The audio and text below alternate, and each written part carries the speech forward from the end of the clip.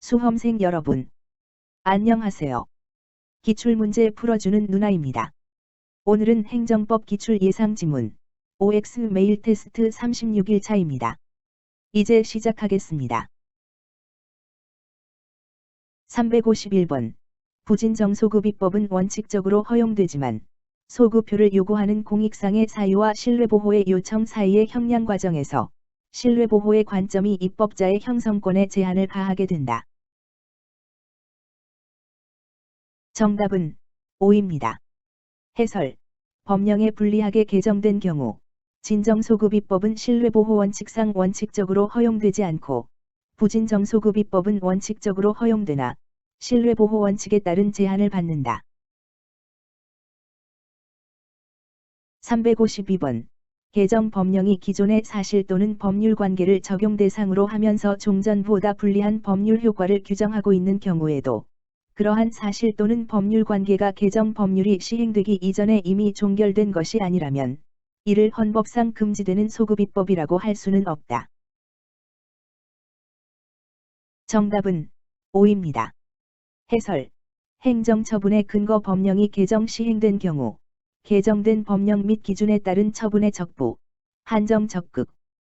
행정처분은 그 근거 법령이 개정된 경우에도 경과 규정에서 달리 정함이 없는 한 처분 당시 시행되는 개정 법령과 그에서 정한 기준에 의하는 것이 원칙이고 그 개정 법령이 기존의 사실 또는 법률 관계를 적용 대상으로 하면서 국민의 재산권과 관련하여 종전보다 불리한 법률 효과를 규정하고 있는 경우에도 그러한 사실 또는 법률 관계가 개정 법률이 시행되기 이전에 이미 완성 또는 종결된 것이 아니라면 이를 헌법상 금지되는 소급입법에 의한 재산권 침해라고 할 수는 없으며 353번. 법령 개폐에 있어서 신뢰보호 원칙의 위반 여부는 한편으로는 침해받은 신뢰이익의 보호가치, 침해의 중한 정도, 신뢰 침해의 방법 등과 다른 한편으로는 새 입법을 통해 실현코자 하는 공익 목적을 종합적으로 비교 형량하여 판단하여야 한다.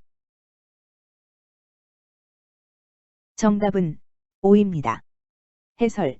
법령의 개정 시 구 법령의 존속에 대한 당사자의 신뢰를 침해하여 신뢰보호 원칙을 위배하였는지 여부의 판단 기준.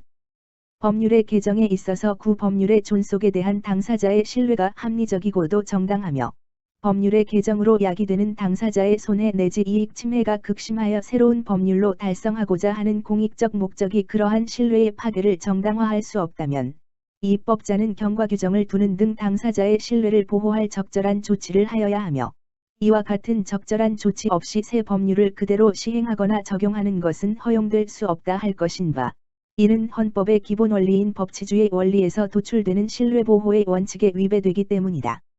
이러한 신뢰보호 원칙의 위배 여부를 판단하기 위하여는 한편으로는 침해받은 이익의 보호가치, 침해의 중한 정도, 신뢰가 손상된 정도, 신뢰 침해의 방법 등과 다른 한편으로는 새 법률을 통해 실현하고자 하는 공익적 목적을 종합적으로 비교 형량하여야 한다.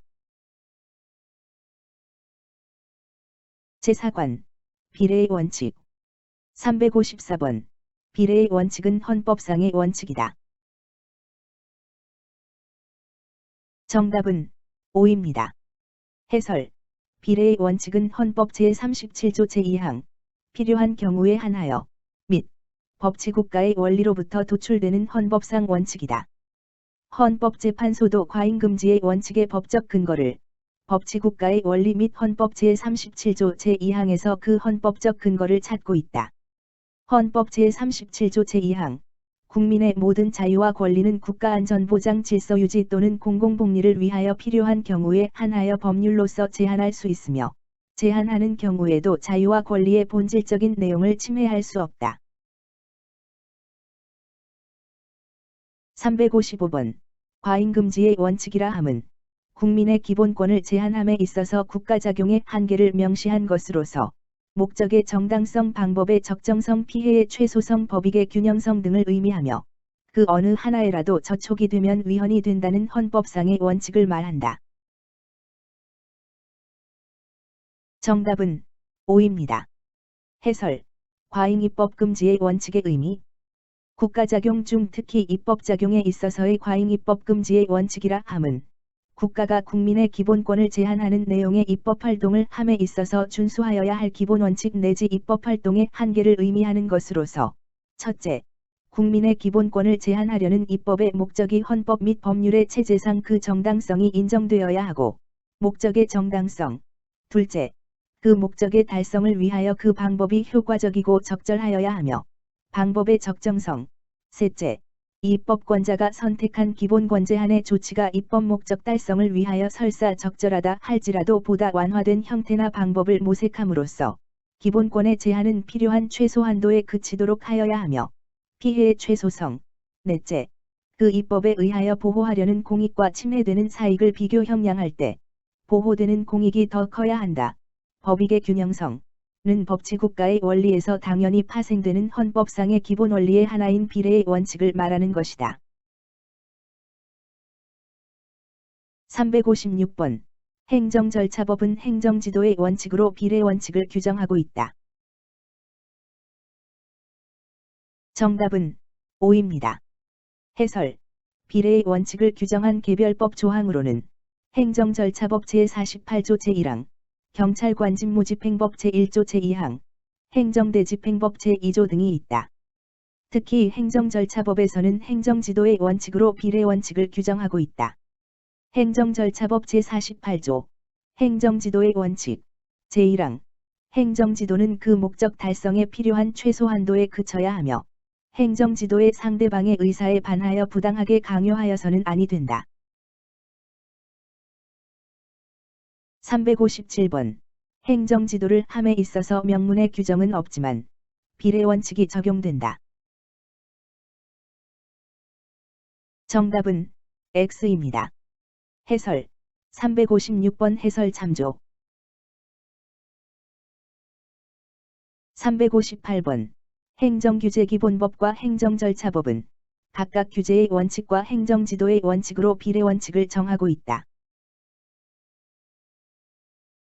정답은 O입니다. 해설.